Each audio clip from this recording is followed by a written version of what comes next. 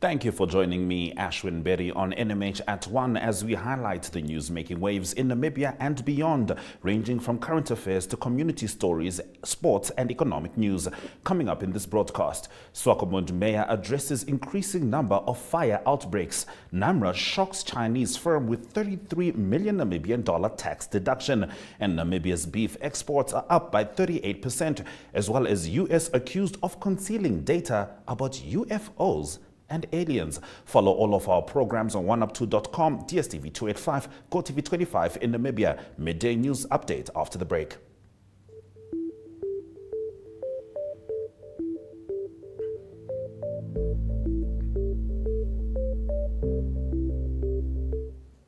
The U.S. House of Representatives convened a landmark panel on unidentified anomalous phenomenon known more colloquially as UFOs on Wednesday, in the most serious acknowledgement yet that mysterious sightings deserve scrutiny at the highest levels of government. Over the course of 2 hours, 3 witnesses shared their encounters with objects that defied physics and told of pilots afraid to speak up, biological material recovered from crafts, and alleged retaliation against whistleblowers. All acknowledged that anomalous phenomena were a potential national security threat. The hearing produced no serious bombshells nor a confirmation of alien life. Lawmakers and witnesses used the panel to demand greater transparency around UAPs from the military. David Grush, an U.S. ex-Air Force intelligence officer, hinted that government officials had suppressed information and punished whistleblowers, but claimed he could not elaborate further in public due to classification laws. In one notable exchange, when asked to elaborate on what he knew about non-terrestrial bodies, he said the remains were non-human, and that was the assessment of people with direct knowledge on the program. Grush confirmed he had never personally seen an alien body. Visual News highlights local stories across Namibia right after the break. Welcome to Active Kids, a daily TV show that sparks creativity, learning, and fun for young minds.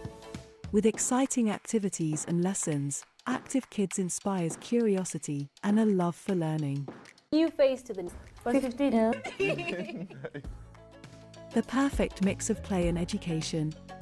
Don't miss out on the fun. Tune into Active Kids on NTV every weekday at 10 o'clock and let the adventure begin.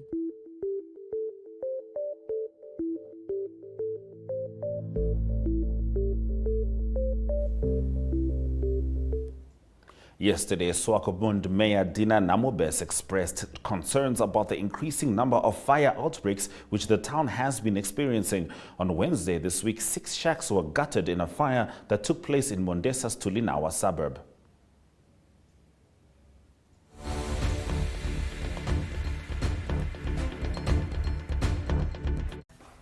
On a rather saddening note, we have been experiencing an increase in the number of fire outbreaks.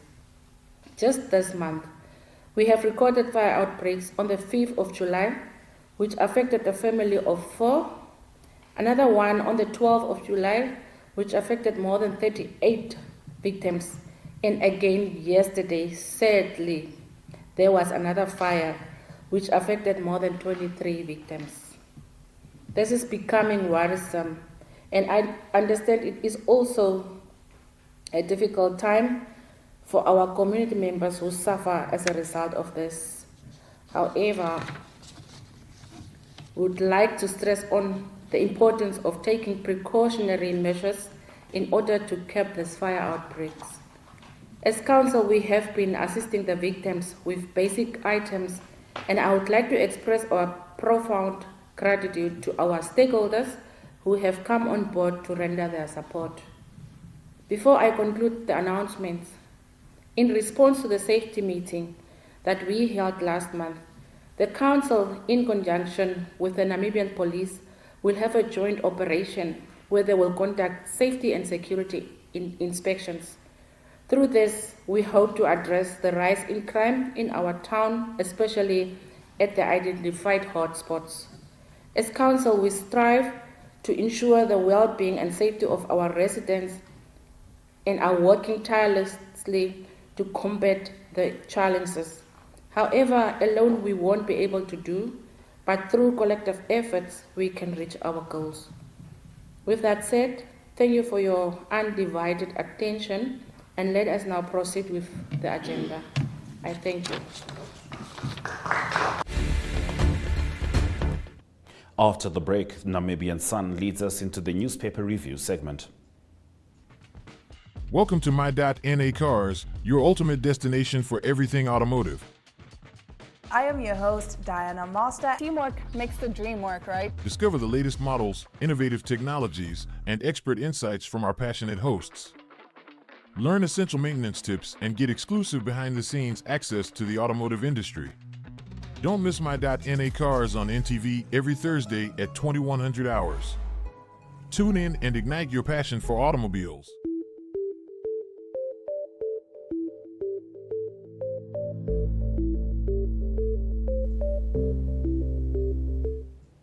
Thank you for staying with NMH at 1. We now look at what the lead stories are in Namibia's daily newspapers. Shaking in its boots, a Chinese construction company has approached the High Court seeking a reversal of 33 million Namibian dollars that the Namibia Revenue Agency abruptly deducted from its bank account in lieu of outstanding taxes. The company, which fears imminent collapse, has accused NamRA of invading its privacy and using apartheid-like policies by collecting the outstanding tax directly from its bank account. Zhongmei Engineering Group, represented by Sisa Namanje, told the court that the tax agency coerced it into attending a meeting on 23 June under threat of sanction and interrogated its staff members. An anti-gay group, Stop Homosexuality and Same-Sex Marriages in Namibia, is demanding the removal of Justice Minister Yvonne Dalsab from her position following reports of her same-sex marriage conducted abroad last year. The submission, attributed to Pendapala Nakatingo, the group's interim chairperson, who is also the Secretary General of the Namibia Bus and Taxi Association, expressed concern over the minister's marital status and its perceived conflict with Namibian laws, and was submitted to the office of the president. The loss of 50% of the founder cheetah population, which was translocated to India from Namibia and South Africa, should be expected in the first year post-release. According to a status report on the cheetahs in the Kuno National Park in India, this is standard for wild cheetah reintroductions into unfenced systems. A total of 20 cheetahs, 12 from South Africa and 8 from Namibia, were translocated to the park in 2022, more than 70 years after the animals were declared extinct in India. 8 cheetahs, 1 Namibian adult, and 3 of the 4 Namibian cubs have since died. The other deaths were adult South African cheetahs. Although a quarter of the founder population has been lost, excluding the 3 cubs, further mortality should be anticipated before year end, the report said. It added that further losses in year 2 post-release must also be anticipated. As part of its ongoing efforts to protect animals, the Justice for Animals Trust recently launched an online system where the public can report incidents of animal cruelty. People can fill out a form detailing incidents of animal cruelty and even provide photos on the JFA IBRS incident-based reporting system. With this information, law enforcement, animal welfare organizations, and other relevant institutions will be better equipped to focus their efforts on cases of animal abuse and crimes that come with it. Sunaid de Klerk, trustee of Justice for Animals, told Republican. Popular Democratic Movement leader McHenry Venani has hit out plans to reintroduce legislation aimed at criminalizing members of the LGBTQI community, saying it is unconstitutional and will not stand the test of time. That is the leading story in today's Algemene Zeitung. Venani said while the party was opposed to same-sex marriages, the PDM would not support the private members' bill proposed by SWAPO lawmaker Jerry Akanjo that seeks to criminalize persons propagating same-sex marriages. On page 3, AZ reports on the director of the Windhoek SPCA, which recently claimed in an interview that the organization has no problem with people eating dogs. The Justice for Animals Trust has now commented and has distanced itself from the comments made by Sylvia Breitenstein, director of SPCA Windhoek Society for the Prevention of Cruelty to Animals. In a media statement, the trust shared the Windhoek SPCA's assertion that it does not object to people eating dogs and that it considered its duty to educate about the humane slaughter of dogs has caused a great deal of unrest and confusion. Stay with us as we head over to the Namibian newspaper after the break.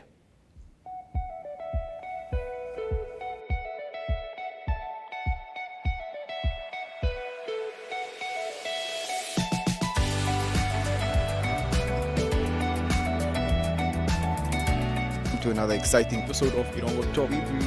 Is die weer en vertel ook vir julle waar die vis julle moontlik kan byt.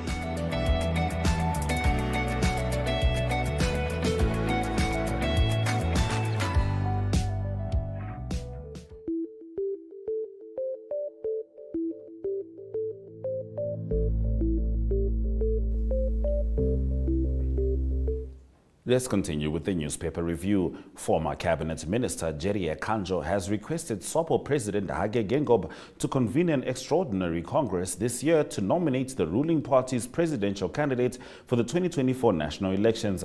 The Namibian reports that Kanjo's latest move could be interpreted in various ways, including that he is positioning himself to run for the party's leadership position, which could affect Netumbo Nandi-Ndaitwah's ambition to be Namibia's next president. The British High Commission in Namibia has said that 382 Namibians applied for asylum in the United Kingdom for the first 3 months of 2023. In 2016, the UK had 27 asylum seekers from Namibia, and in 2022, that number rose to 651. Tourism Minister Pohamba Shifeta has issued a warning to both the government and citizens pushing to reciprocate the United Kingdom's ending of visa-free entry for Namibians. In an exclusive interview, the minister said such a move could potentially result in significant financial losses amounting to billions for the tourism sector. Shifeta issued his warning at a moment when the Namibian government is closely examining the British government's decision to revoke visa-free entry for Namibians because of a sustained and significant increase in the number of UK asylum applications from Namibian nationals at UK borders since 2016. This constitutes an abuse of the provision to visit the UK for a limited period as non-visa nationals. A statement from the UK government released last week reads: a 38-year-old man from Aranos in the Mariento district on Wednesday denied that he intended to kill his 20-year-old girlfriend when he hit her with a stone during an argument. Jeremias Noaseb pleaded not guilty to charges of murder, rape and assault, all read with provisions of the Combating of Domestic Violence Act, as well as defeating or obstructing the course of justice before Windhoek High Court Judge Dina Usiku at the start of his trial. And the world's largest exporter of rice, India, which announced an export ban of the commodity, is Namibia's second largest import market, according to 2022 data provided by the Namibia Statistics Agency. South Africa is Namibia's top import market for rice. Similarly, India is South Africa's second largest supplier of rice, Fin24 reported. Meanwhile, Namibia's main rice export market in 2022 was Zambia, followed by Angola and Norway, the data indicates. Annual inflation of bread and cereals stood at 17.3% in June. Namibia's beef exports have increased by 38%. More on this as we head into economic news after the break. We are so excited to be kickstarting your morning with entertainment. Everything was happening during this past weekend. Yes. Exciting news. Wow, no, she was killing it already. In my opinion, I don't see anything wrong with him serving the full term. As well as keeping you informed on the issues that you need to know happening in and around our country.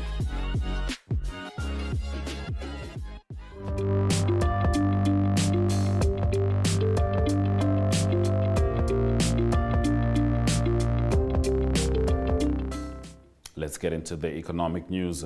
Beef exports mirrored the increased slaughtering observed at export-approved abattoirs during the second quarter of this year. Exports totaled 5,039 tons during this time, up by 38.8% from the 3,630 tons recorded in the corresponding 2022 period.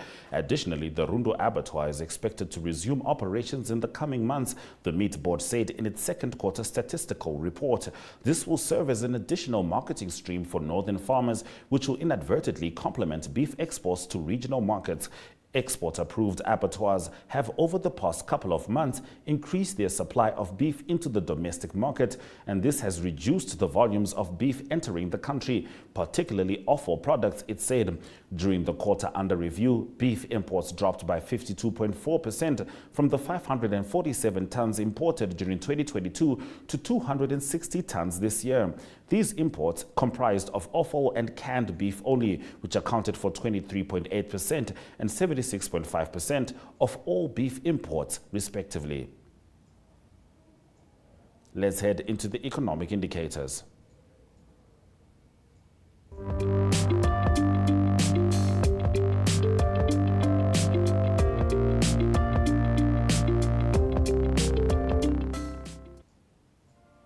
The Namibian dollar trades at 17.70 to the US dollar, with 1 British pound getting you 22.66 Namibian dollars. Looking at selected NSX stock closing prices, Letego Holdings Namibia Limited managed another uptick of plus 2.30%, whilst most stocks maintained their value. Trustco Group Holdings made a dip of 15.90%, whilst the local index closed up 0.19%. Gold, copper, platinum and Brent crude oil all made upticks, with the most significant being copper with a 0.53% upsurge. A high court has disqualified 12 members of Zimbabwe's main opposition party from contesting August parliamentary elections. After the break, we find out why. Namibians are still safe. Everywhere else, the Supreme Court said we are not going to rely on foreign judgments. By all means, we try to not make journalists public figures, but at the end of the day, they are. Very good evening. My name is Taiwan Jabela, your host. With their Protestant offsprings. But the implementation, like she's saying, is another thing. Here is they say. In Mali, record-breaking Nono plates celebrate their second Teamwork birthday. makes the dream work, right? Stop the nonsense. And reformists are... End of our top stories on Africa. Good morning. Now, what are people saying? All right. Now, challenge, we understand that Zimbabwe only has...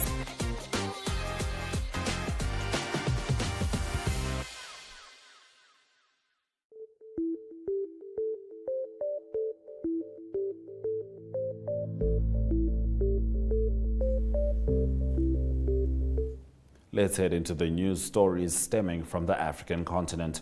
A high court has disqualified 12 members of Zimbabwe's main opposition party from contesting August parliamentary elections. The judge ruled that the Citizens Coalition for Change membership applications were submitted after the cutoff time of 4 p.m. on the 21st of June, the day when nomination courts sat to receive applications. It means that the ruling ZANU-PF party candidates will be elected unopposed in 3 seats in the country's second largest city, Bulawayo, previously an opposition stronghold. An obscure opposition party, the elected Early Democrats, challenged the 12 candidates' nominations, arguing that the electoral body had illegally accepted their papers. A chaotic registration process on 21 June saw scores of mainly opposition candidates' applications rejected because of payment system challenges. United Zimbabwe Alliance's Elizabeth Valerio successfully challenged the rejection of her papers and will be the only woman on the presidential ballot. CCC spokesperson Fadzai Mahere says the 12 will challenge the High Court ruling. Zimbabweans will vote on 23 August to elect councillors, members of parliament, and a president. Kenya yesterday said it would grant visas on arrival for all travelers after an online application platform collapsed, making most government services inaccessible. The incident on the e-citizen portal, which provides more than 5,000 government services, including e-visas, was said to be a result of hacking, although officials said no data had been lost. A note verbal sent to foreign missions and international organizations on Thursday said the government will be accepting visas on arrival in the meantime as the platform is rectified. A letter from the Foreign and Diaspora Affairs Ministry yesterday stated that travelers will be issued visa upon arrival at all entry points in Kenya. The government also wishes to advise all airlines to onboard travelers destined to Kenya. It said the e-visa application often accepts applications, but which must be submitted with relevant documentations to validate admittance. Now, visas on arrival for everyone could now mean congestion at border clearance desks at the airport, as each applicant will now be assessed at the same time. The government had earlier explained that the downtime being experienced on the e-citizen portal has been caused by hackers attempting to jam the portal through an overload of data requests. Stay with us as we find out the latest from the Russia-Africa Summit. Welcome to What's Cooking, where culinary passion meets expert insights. somebody must really want to cook and want to cook good food. Immerse yourself in the bustling world of professional kitchens as top chefs create mouthwatering dishes. Join us for in-depth interviews as our host explores the experiences and expertise of our guest chefs. Don't miss out. Tune in to What's Cooking on NTV every Friday at 2100 hours and let the culinary adventure begin.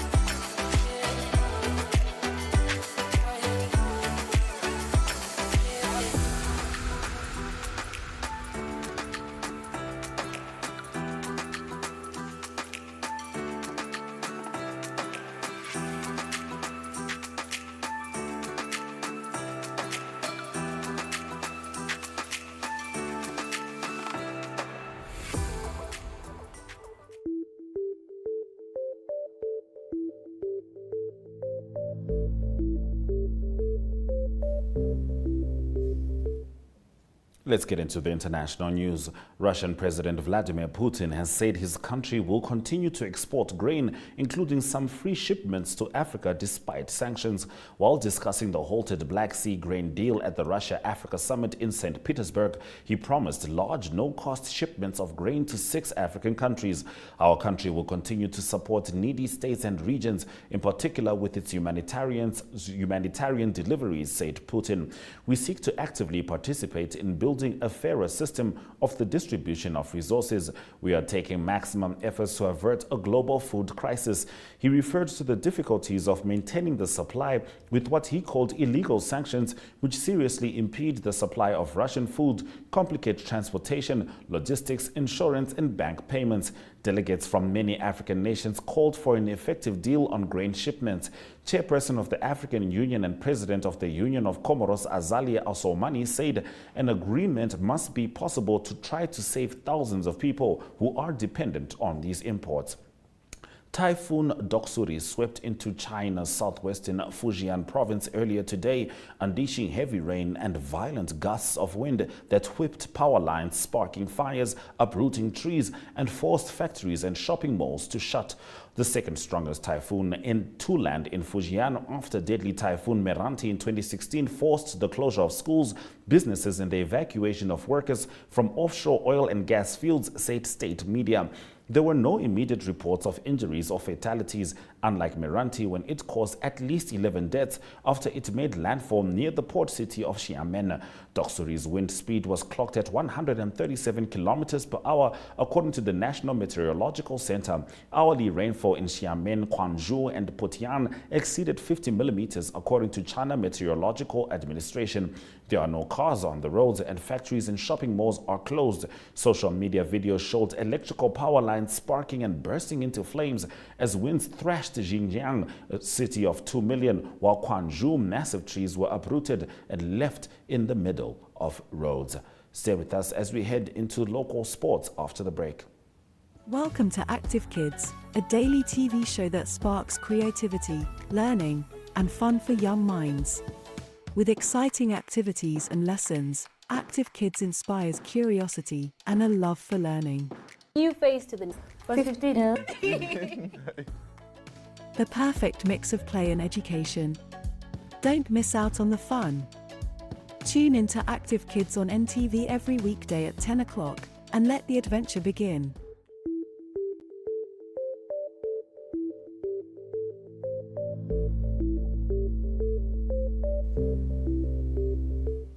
Let's get into the local sport. Namibia may be facing a shadow Argentina side in their Nations Cup opener in Buenos Aires tomorrow, but that does not diminish the challenge the South Americans bring.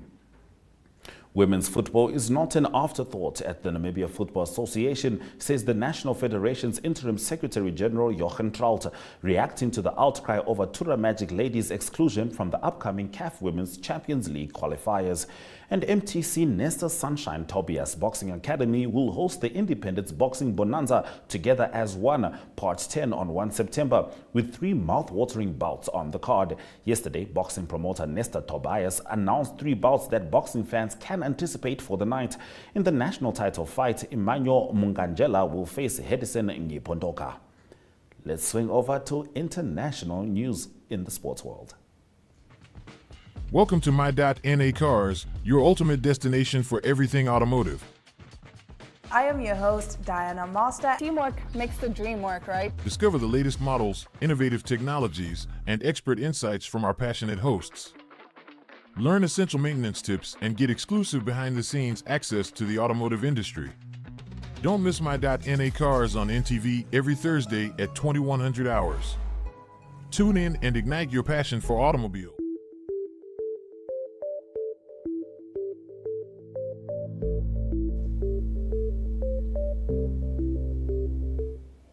Argentina and South Africa settled for an exciting 2-2 draw in their FIFA Women's World Cup Group G clash this morning to keep their hopes alive in the tournament.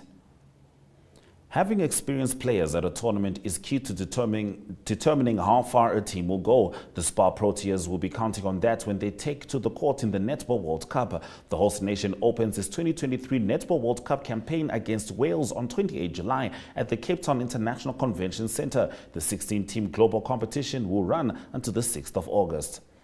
And players and officials at a Spanish fourth-tier club were among 17 people arrested for alleged involvement in match fixing, National Police announced on Thursday.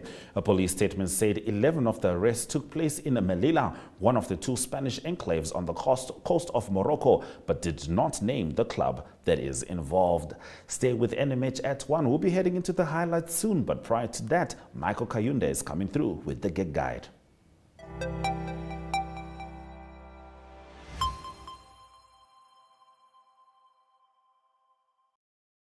Hello NMH at 1 viewers, my name is Michael Kayunde. I'm back on your TV screens to give you guys a lowdown of the events that are taking place in and around the country this weekend. To start with, you can catch that is Chill Sessions tonight on Namibian Sun's Facebook page at 1900 hours. That's the show where I get to take you in and around the country, counting down the trending music videos for the week. You can also catch a repeat of the show that is tomorrow morning at 7:30. That is on NTV, DSTV channel 285, as well as GoTV channel 94. That's where you can catch the trending music videos in the country for the week.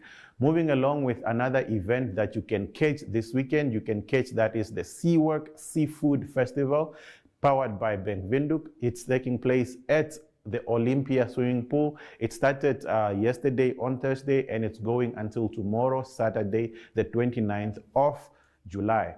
You can also expect to catch performances by the likes of the Earls, Von Arends, and Ryan Smith, among other people that are on the lineup for.